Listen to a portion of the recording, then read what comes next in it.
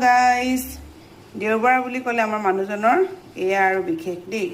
মই নেখাওঁ যদিও ৰান্ধি দিওঁ এয়া তিনিটা লেয়াৰ সাইজ চাওকচোন ইমান শকত দেখিছেনে ইয়াত মানে দুপিচ ধুনীয়াকৈ আৰু ওলাব কিন্তু নকৰে ডাঙৰকৈ খাব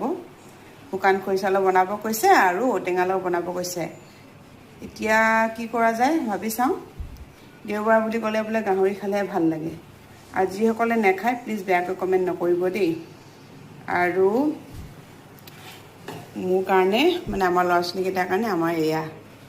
কিন্তু মই নেখাওঁ আজি যিহেতু একদম মোৰ বিয়া খাই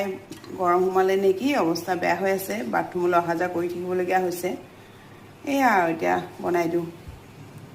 নোখোৱাসকলে বেয়াকৈ নক'ব দেই আৰু ময়ো নাখাওঁ তথাপিতো বনাই দিওঁ গাহৰি লভাৰসকলৰ কাৰণে লগত ৰহি হাঁহ চেপাতি হ'ব লাগে আৰু